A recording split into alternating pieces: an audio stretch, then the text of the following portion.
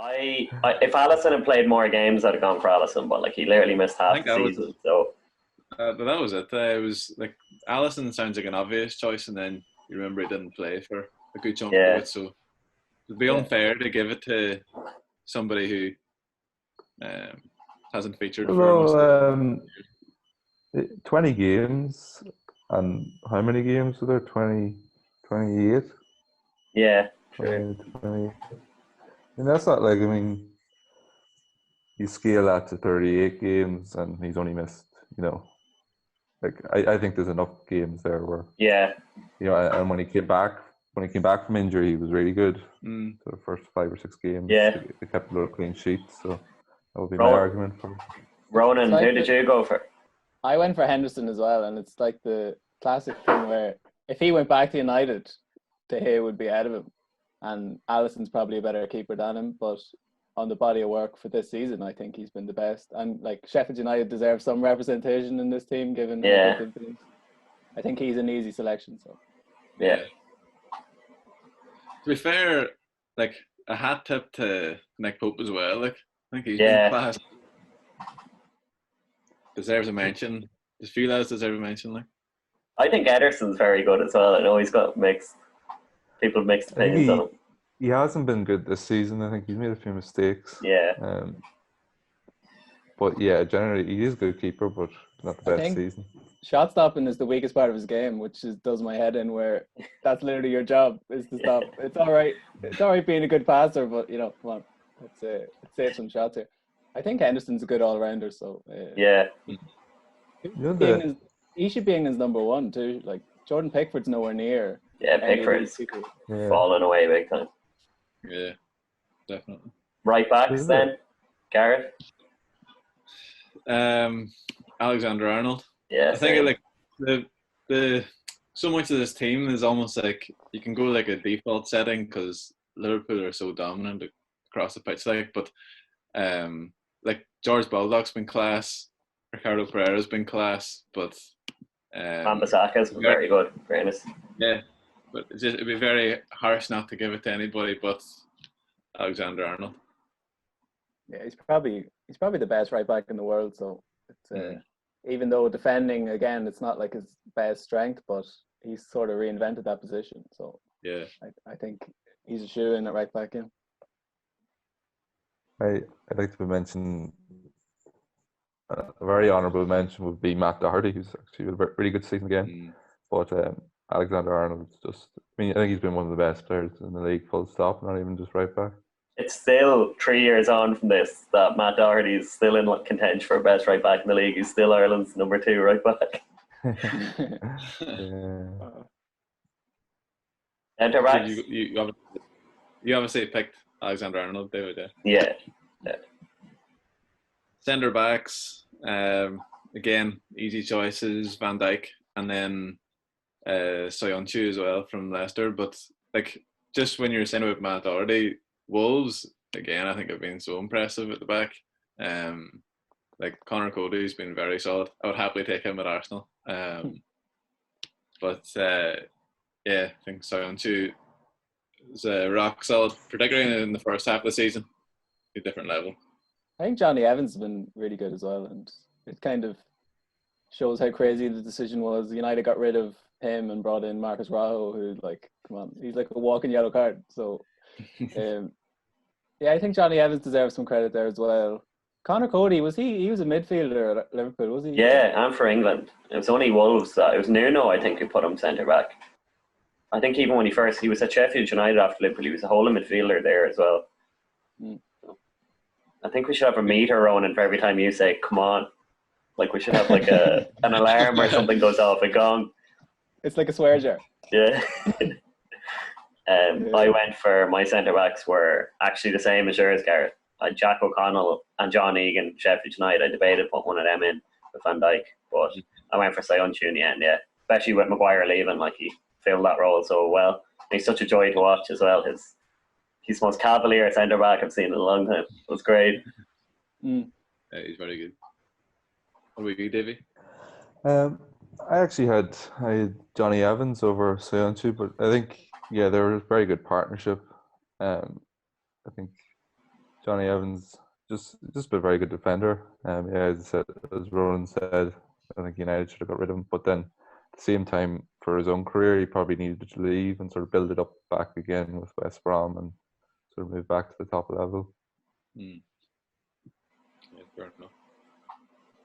Ronan, I went for John Egan because for unapologetic Irish bias. So he's in there. I think he's been class this year as well. And Stephen Kenny said in his first press conference that back four of Doherty, Egan, Duffy and Stevens is one of the top 10 back fours in Europe. And like when you think about it and what they've done in the Premier League consistently, and you pair it up with some of the other countries beyond the top 2 or 3, it is really solid. And if Stephen Kenny can stick with that back four, I'd say John Egan would be very much fundamental to that. So, and he's a good singer as well. So that's a bonus point.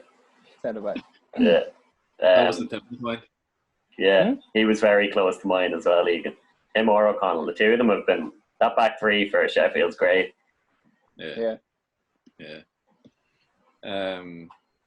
Left back. Yeah, like again, I went easy. Robertson. Option. Yeah, but Enda Stevens been deadly, and Ben Chilwell too. Yeah, he'd be a great signing for Spurs or Arsenal maybe. Yeah, for anyone. Yeah, It's nearly unfair in a way again that Liverpool have been so good at the back. Because if you look at Leicester's back four there with Evans, Soyuncu, Pereira, and Chilwell. Yeah, so and Schmeichel behind them. What a back five that is. Yeah, unreal. And then same again for Sheffield United. Like such a kind of range there you can pick from. But Robertson, like Alexander-Arnold, never mind being one of the best defenders in the league. Like he's one of the best players in the league. Yeah, I think I have one more Leicester player in my team, but this Leicester team's probably better than the Leicester team that won the league. Like, when you think about it. Yeah. Even looking at that back four, Danny Simpson was right back. Robert Huth and Wes Morgan were centre backs. Come on.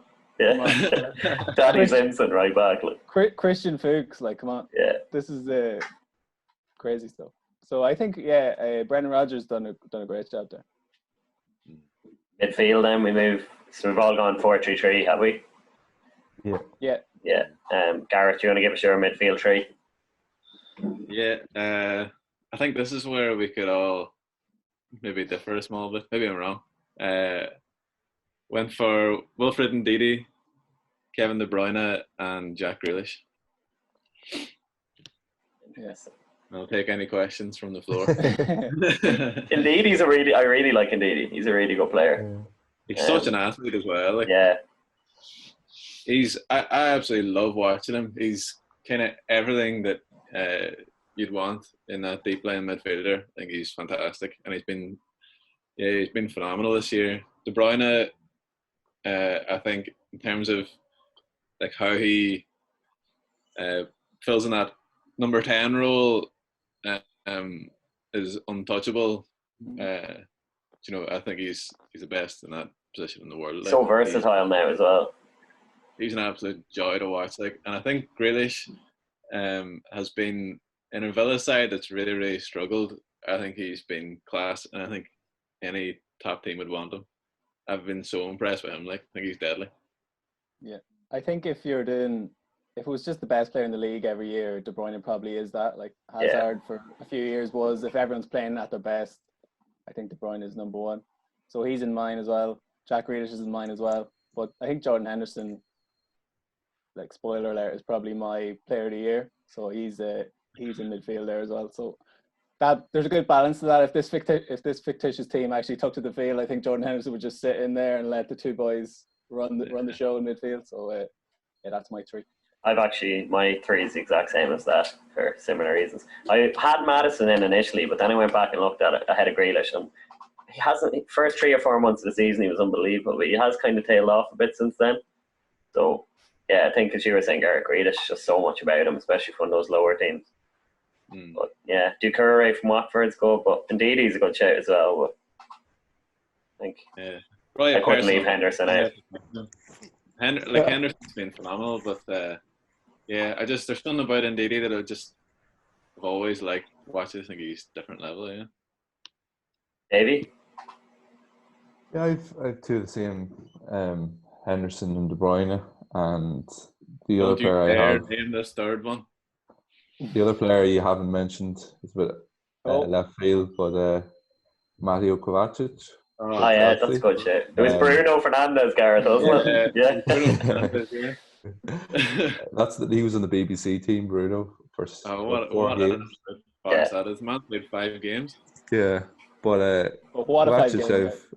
I've seen a good few Chelsea games this season, and he's really picked up a level. And he's kind of when he played for Inter, he used to dribble through midfield a lot and sort of break through. But under Sarri tells his midfielders to sort of pass the ball sideways. But under Lampard, he's kind of got back to that, and he's had a lot of very good games, I think. On Chelsea as well, I think he's been really good as well under Lampard. And Mason Mount is another we haven't even mentioned. He's had a great breakthrough season as well.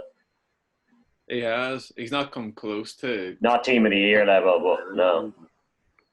I think Kovacic is a great call, though. He's kind of flown under the radar.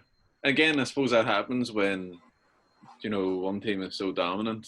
But, yeah, you're right, Dave. In comparison to last year, the way he kind of breaks through lines in that, carrying the ball, you would never have expected it, I think, as well. It's a bit of a surprise to see him do that or go back to doing that. But I think that's a good call. Yeah. I'm just relieved that you didn't pick Fernandes. Yeah. It was going to be a United pick. It would actually be Fred, who's been very good this season. But he had a weak sort of start to the season, so he's only really picked up kind of the last 15 games. So I'd say the other players are in there. Front three. What about Scotty McSauce? Scotty McDominant. I like McDominant. McDominant. Yeah. He's actually the most important player in the team these days, which is kind of disturbing, but that's the way it is. Front three. I suppose sorry, David. I was just say he'd be the same as Alisson, that he missed a good part of the season through injury. So the front three, it nearly picks itself again, doesn't it? Obviously it's Salah and Mane, and then I actually picked Jamie Vardy as my striker over Aubameyang and Aguero. I think you can't not, the man's just turned 33 and he's always around the top scorers and so consistent, so good, so reliable, and deadly, absolutely deadly. I picked the same, but I was kept changing my mind over. I put Salah in, but I tried to stick to where they actually play for their teams as well. So I possibly would have Aguero and Aubameyang. Arguably have had better seasons, but neither of them really play on the right. So I went for the two Liverpool fellas, and then Vardy got the nod in the middle. But it could have been Aubameyang or Vardy, or Aguero easily. Yeah. I had I had Salah, Mane, and I had Aubameyang instead of Vardy. I think Vardy started the season on fire, but he kind of slowed down there. Sort of Leicester kind of went off form. I actually think that Leicester are arguably sort of player for player. So Aubameyang's nothing arguable about it. Yeah, I'm not going to question you. Aubameyang's kept it going, kept Arsenal in it, and I think he's been pretty good. Yeah, but he's Aubameyang's a strange one. Obviously you want him in there to score goals. I know that sounds like ridiculous. It's a very plain thing to say, but he definitely under Emery, and it's down to the kind of style of football that Emery plays. But there was no. If there's nothing being created, he doesn't bring anything else to the team. What Arsenal really miss, or certainly missed under, going to turn around, pick up the slack and recreate chances, and he scores goals as well. And it's obviously not Aubameyang's style, but when Arsenal are struggling to create, he can go missing, and I think it's the only kind of sorry, like it's probably unfair to call it a weak point, but it's something that he's never able to offer a team. He can't really do that. I think he's unfortunate though with the timing of when he arrived to Arsenal. Like his record is unbelievably good for Arsenal, and he's arrived at a rare time for Arsenal where they haven't been competing at the top end really at all since he's got there.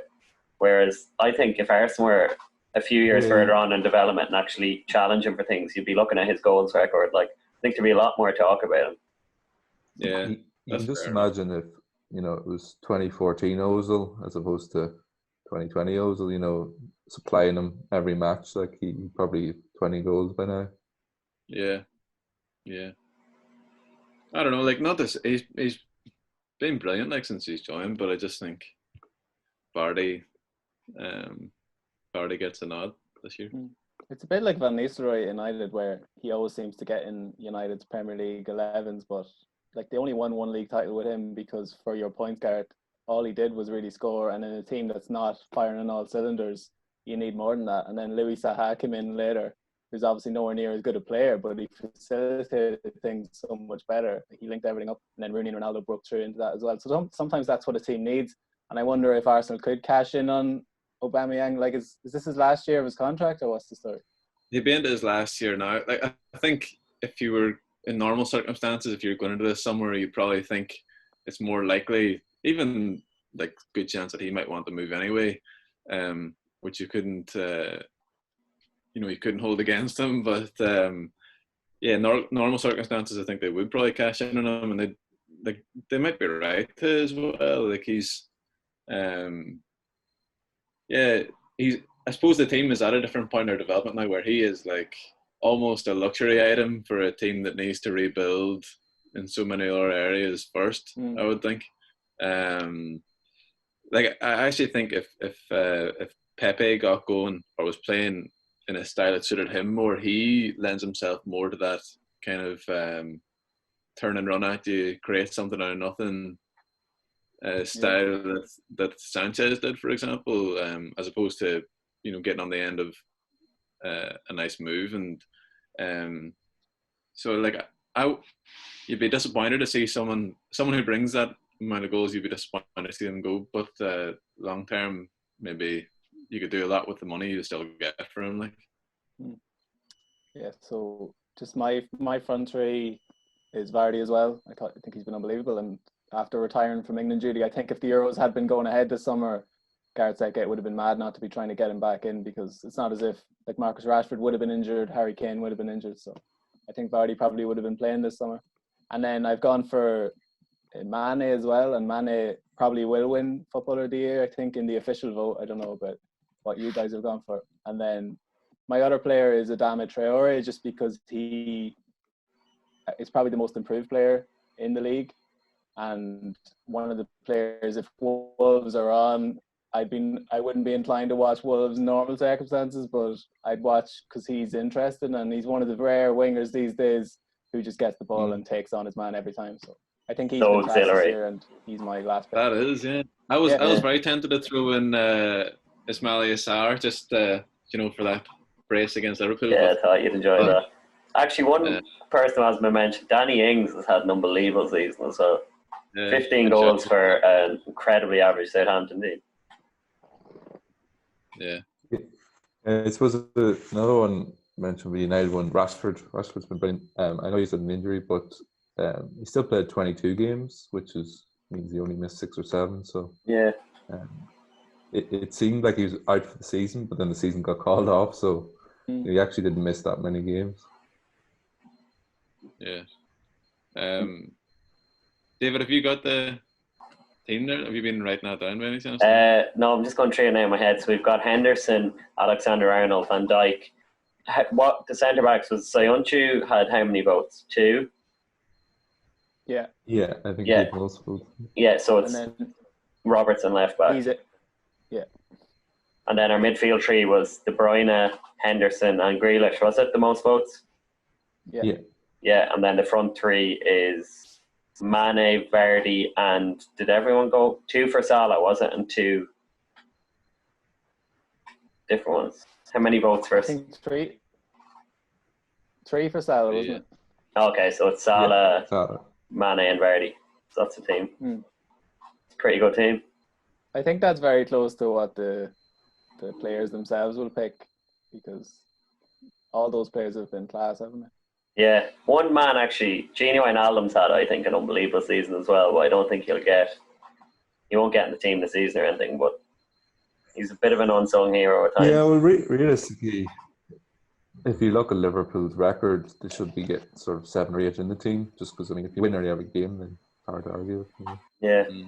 And then Player of the Year nominees, do we want to pick, say, your senior and young Player of the Year?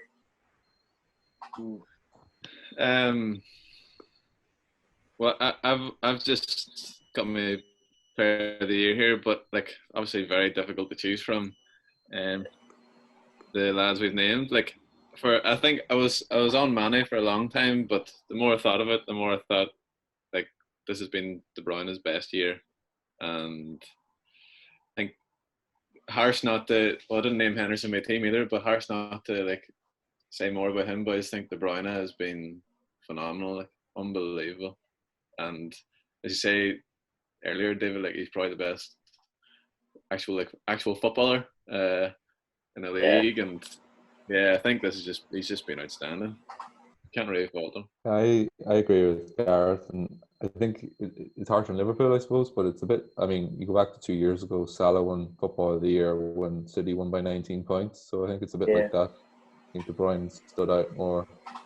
Like if you think, like I think about Liverpool, like with Salah and Mane, it's a bit like Riri and Robin for Bayern, where they're both really good, and if the other one wasn't there, the other one will get more credit. But because they're both there, they kind of split the vote. I think Henderson's had a very good season, but I think De Bruyne's just a better player, and it just kind of stands out more. Yeah. Yeah, I would go for Henderson just because it's been such an unprecedented season for Liverpool, and he's been an ever-present. There's been a little bit of rotation elsewhere, and like Virgil van Dijk is a better player than him, and Salah and Mane are obviously better players than him, but it's more what they encapsulate in a given season. I just think he's been the emblematic player in the Liverpool team this year, and as the captain as well. I think he's going to win it as well. I think it's probably, if the football writers and the players sometimes differs, so I think it is probably going to be between Mane and Henderson. But as I said at the start, like De Bruyne, if it was just you were picking a team to play tomorrow, he'd be the first name in the team sheet because he's the best player in the league.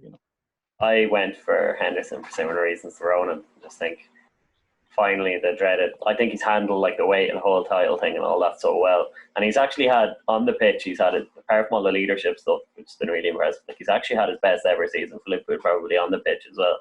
When Fabinho got injured at Christmas, everyone was talking about Liverpool going through a wobble and stuff. But he actually came in and Liverpool played unbelievably well, kept a lot of clean sheets, and he was holding midfielder. So I think just for his all-round, it reminds me when we picked Modric for Ballon d'Or Player of the Year that time ahead of Messi and Ronaldo.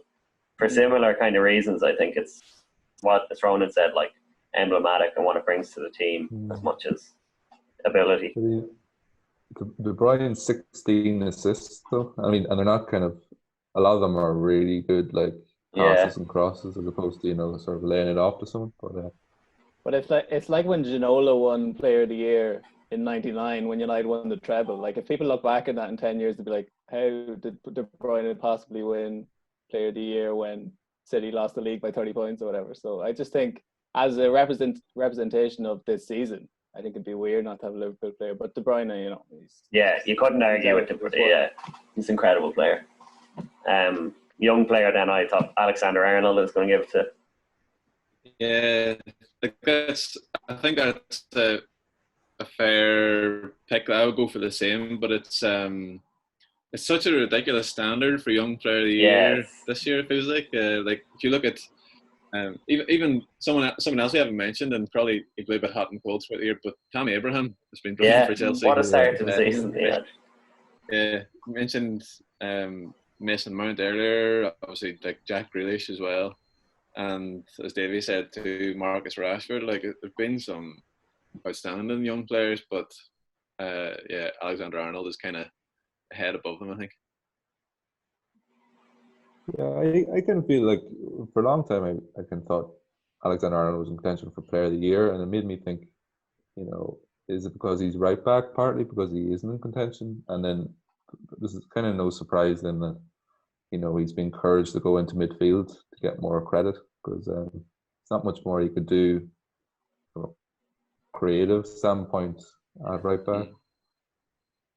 Yeah, I think he's nailed on for Young Player of the Year. He's outrageous. Like, he's unbelievable. It's not even the way wing backs have become a thing in the last 10 or 15 years, where they like get beyond the attackers and cross from the byline. He doesn't even do that. He crosses from deep. He creates these angles on crosses, which you don't think anyone can possibly do. And he talks about trying to reinvent the right back position, and it seems like such a huge thing to say, but he's going a long way to do that, because I can't think of anyone else who can do what he does from that position. And David would probably tell you that, much like Connor Cody, he was a midfielder growing up or coming through the academy, and like Liverpool probably thought that's where he's going to end up, dictating the play from the middle of the field, but he can actually get more time and space where he's playing at the moment. So I think he's probably going to end up there.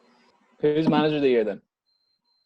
You see, Wilder, I would say, in any other year, but I think you have to give it to Klopp when his team wins it by 25. Well, at the minute, 25 points clear, having never won a Premier League. But it's Wilder, Rodgers have been unbelievable.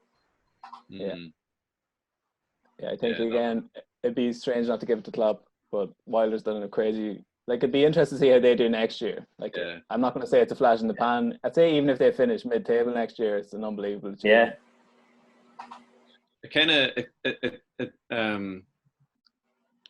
kind of puts a shadow over how good Wolves were last year, because obviously they had a lot of investment in that too. But I think this Sheffield United side is different class again from the Wolves that we saw before, and Wolves have managed to maintain that to some degree again this year. And I think next season is, you're right, Ronan, it's the big test then to see how consistent they can be.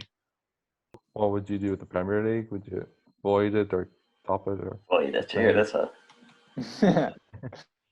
I don't know, because like, at the end of the day, it's gonna be decided on who's losing money and how much persuasion they have. Like, even if you think of, let's say they went with the whole neutral venue idea, there's grounds in the Premier League where the likes of, say, like Emirates or King Power have put their name on stadiums, and all of a sudden they're not going to be used.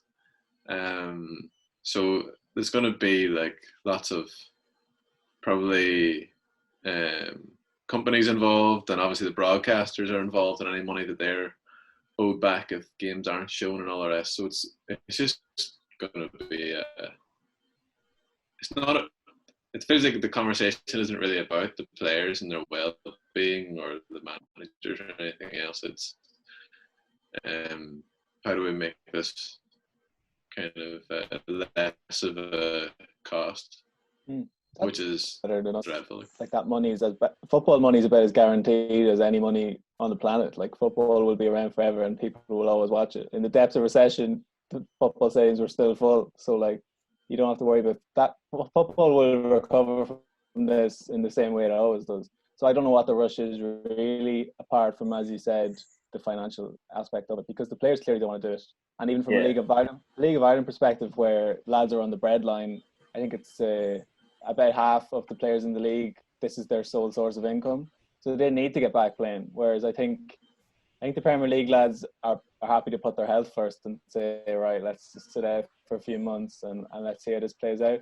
And also from the sporting merit side of it, because the league's obviously decided from a title point of view, and the Champions League places are sort of irrelevant because no one knows when the Champions League is going to happen. Like, when is the current Champions League going to end, let alone when the next one's going to be. I think the next Premier League season will probably happen before the next Champions League season even gets close to being organised. So I'm not sure how that's going to play out. So relegation is the only one, and that's the one with the actual grave financial implications, where clubs, if you get relegated from the Premier League, it's such a huge thing. So I think that they're the teams that are probably most reluctant to bring it back immediately anyway. Yeah, and similarly with the relegation side of it, the promotion from the likes of the Championship to the Premier League, how would you turn around and tell Leeds, for example, you're not going up this year? Yeah. Maybe they wouldn't have gone up, good chance they would have bottled it at some point, maybe. But it's but it's. I think you're right, Ronan. Like if you're like these are massive clubs. A lot of them have got very rich owners. Like the depths of despair aren't as low for them as they are for some of the smaller clubs in the Premier League who may be looking at relegation, and then the ones whose club could change entirely if they were to be promoted. But just all the conversations are about cash, not players. It's very bizarre. Yeah, I thought maybe a possible idea would be for the contested positions, maybe have some sort of one-off playoff, maybe for relegation, or I mean it's not the fairest, but I mean at least like say is it Bournemouth that are 18th now? Like if they just go down without ever having a game to decide it, that's really harsh. Whereas at least if you had a playoff for it, we lost in the day, so that's it. Because it's going to be very hard to play. Like, I mean, there's 10 game weeks left. I mean, it's if there's a second wave of the virus, like it's going to be very hard to play across the country. So I don't see Sorry, David, go ahead. I was just going to say, but do you not have to finish the season before you start next season?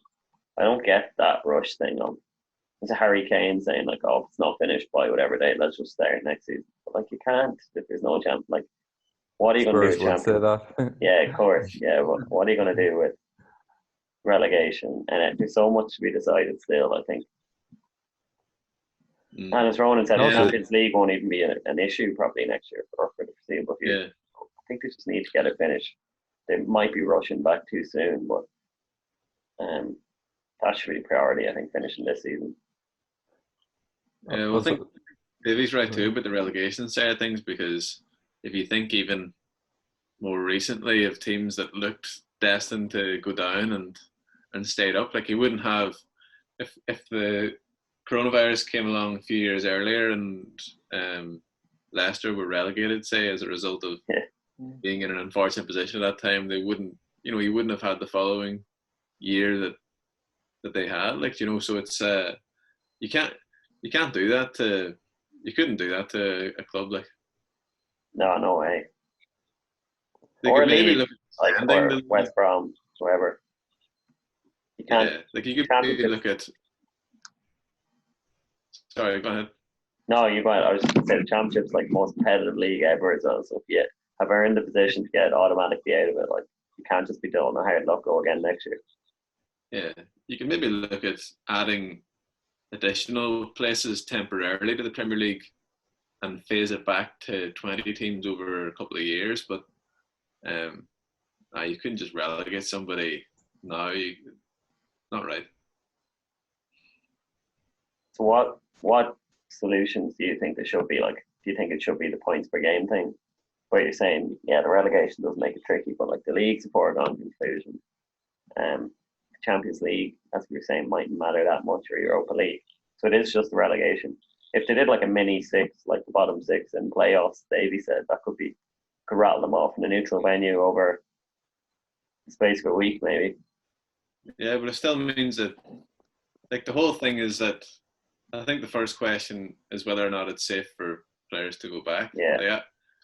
The idea of starting next season and having to finish this one first, like, I agree with that.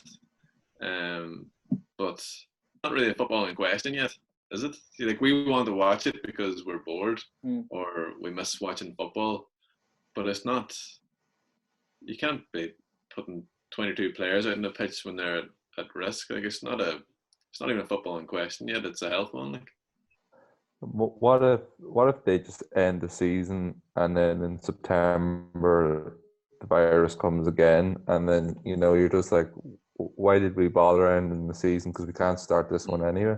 So it's kind of like, just leave the games there until it's safe to play and then decide, I think. Yeah, and like the Premier League and the different clubs and all will take a financial hit, but I mean, they're no different to any other businesses taking a hit.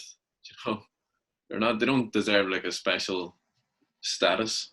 You know, I Yeah, think it has shown up though how inflated money has been in football. Like if obviously they depend on tickets at the gate, broadcaster revenues and stuff, and they like a football club sounds like this massive business, and they do have wealthy owners and that, but cash that actually runs through the business is tight when you think of how big wages are and how high transfer fees have gotten. I think it'll be interesting to see how, if things do resume or when they do resume, how it impacts the cost of players and the wages that they earn, because it's kind of like if it does change and you expect that it would change and player fees would decrease because naturally there's less money in football now, and it's a bit like if you bought a house in like the top of the market before 2008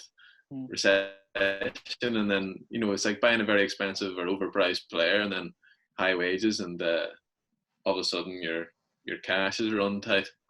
You know, it's I think it shines a light on how expensive football has become. yeah. Same $1 for billion ticket industry. prices too. Season ticket holders are going to work around Things all that. will the public have the stomach? You know, if say like Sancho goes to United for 120 million and 400,000 a week wages, you know, the public will be like, how can you do this when we're all broke? You know, kind of like the sort of like the football market's also a bit dependent on the actual, you know, financial market. And times were good enough there last few years, so then transfer fees were going with that. But you know, it'll be interesting to see how that changes. I think it is resilient enough though, isn't it? Because Ronaldo went for 80 million in 2009 when the recession had just happened, and that was an all-time transfer fee. So I think football kind of is in its own bubble within the bubble. But it's an interesting point on tickets and attendances, because football, like any walk of life, you just wonder what it's going to be like when things go back to normal, quote unquote.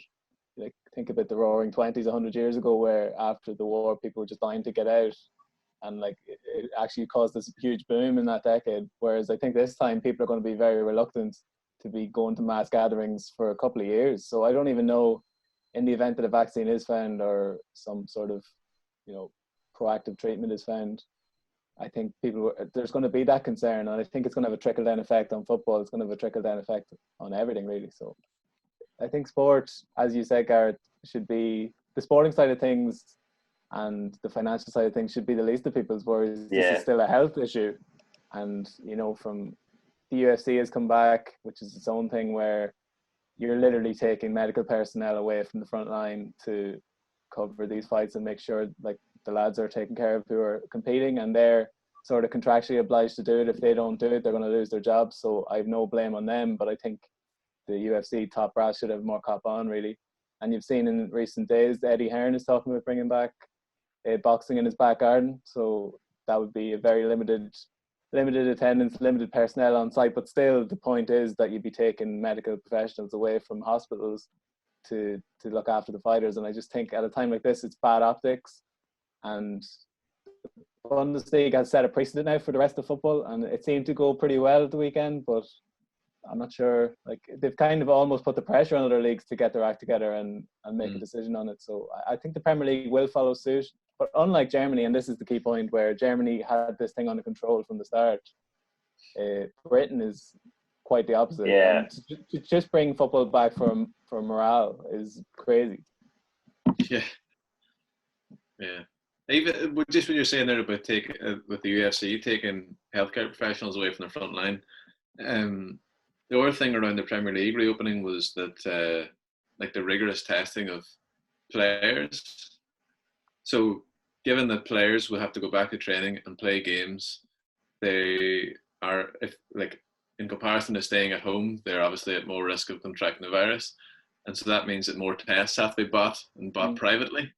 And you're thinking, like, you know, so these guys are being put into this position out of their homes, and everybody else is being told, you know, if you can, stay at home. And all this money is going to be spent privately to buy all these tests. So players who are being told it's time to play again now are somewhat protected.